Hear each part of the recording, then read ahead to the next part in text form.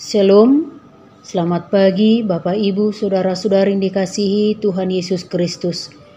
Kiranya kasih Tuhan selalu menyertai dan memberkati kita semua.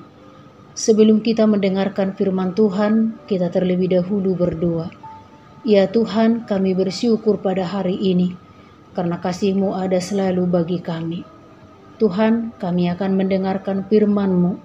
Jadikan firman-Mu menjadi kekuatan serta suluh bagi langkah kami untuk mengikut Tuhan.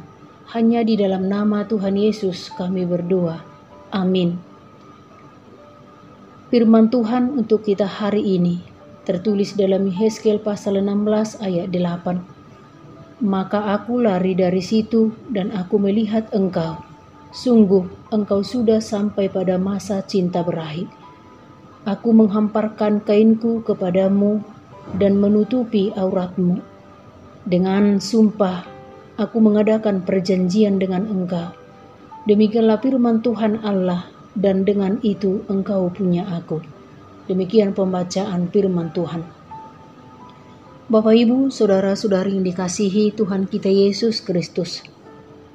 Yehezkiel pasal 16 ini adalah sebuah perumpamaan atau ibadat mengenai umat Israel yang menjadi istri Tuhan yang tidak setia dan bersandar dengan Allah-Allah lain.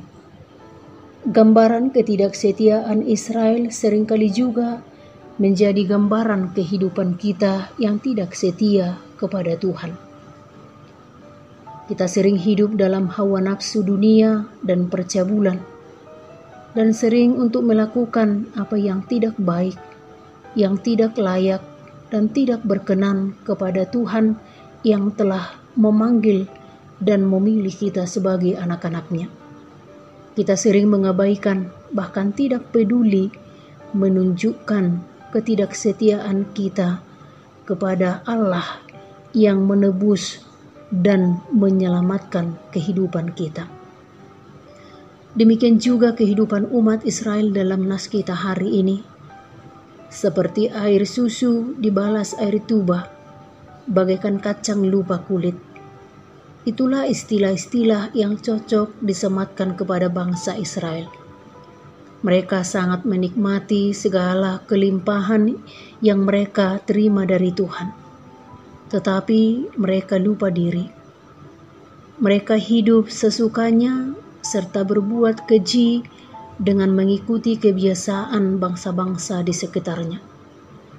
Tuhan mengingatkan mereka bahwa sebelumnya Israel bagaikan anak yang dibuang, tidak diinginkan kehadirannya, dibiarkan mati, tidak disayangi oleh siapapun. Penolakan anak yang baru dilahirkan karena sakit atau alasan jahat lainnya merupakan tradisi pada masa itu dalam kehidupan bangsa di luar Israel. Secara keturunan, mereka tidak lagi dipandang sebagai keturunan Abraham, tetapi berdasarkan tindakannya, mereka dipandang sebagai keturunan orang Kanaan, Amori, dan Het, yaitu bangsa-bangsa yang ada di sana sebelum Israel atau bangsa kafir yang tidak menyembah Tuhan. Tanpa usaha dari pihak Israel, Tuhan memilih dan menjadikan Israel sebagai umat kesayangannya, sebagai umat kepunyaannya dari antara segala bangsa di muka bumi ini.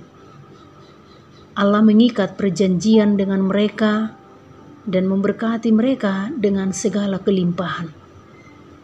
Ia memberi mereka kelimpahan, bahkan kesuburan. Dan dalam nas ini juga dipakai gambaran perkawinan antara Israel sebagai mempelai perempuan dan Tuhan sebagai mempelai laki-laki, di mana Tuhan membuat Israel menjadi kepunyaannya atau miliknya, serta memberikan segala kemegahan, kekayaan, dan kemasyhuran kepada bangsa Israel.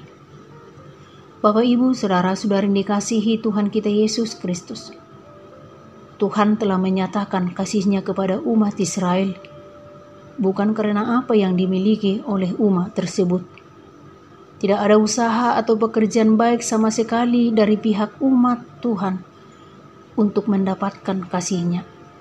Tetapi Tuhan ingin umat mengingat masa lalunya dan mau mematuhi ikatan perjanjian dengannya. Dan melalui nats firman Tuhan hari ini, kita sebagai orang-orang percaya memang tidak dapat membalas kebaikan dan kasih setia Allah yang nyata dalam kehidupan kita. Namun kita dipanggil untuk tetap setia dengan terus-menerus mengingat kasih setianya di dalam kehidupan kita.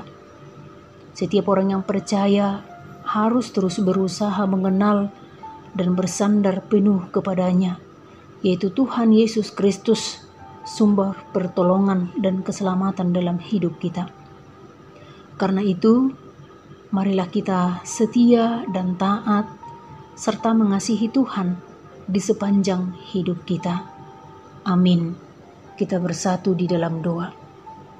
Tuhan, terima kasih buat firman-Mu yang sudah kami dengarkan pada saat ini, di mana Tuhan mengingatkan kami untuk selalu terus mengingat kasih setia dan kebaikan Tuhan dalam kehidupan kami dengan melakukan kebenaran Tuhan.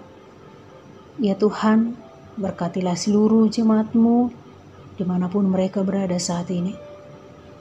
Tuhan, berkati pekerjaan tangan mereka, sembuhkan segala penyakit yang ada dalam tubuh kami, topang yang ada dalam pergumulan, dan berikan penghiburan yang sedang dalam duka cita. Ampuni kami Tuhan dari segala dosa kami, agar kami layak menerima berkat-Mu. Hanya di dalam nama Tuhan Yesus Kristus kami berdoa dan mengucap syukur. Amin.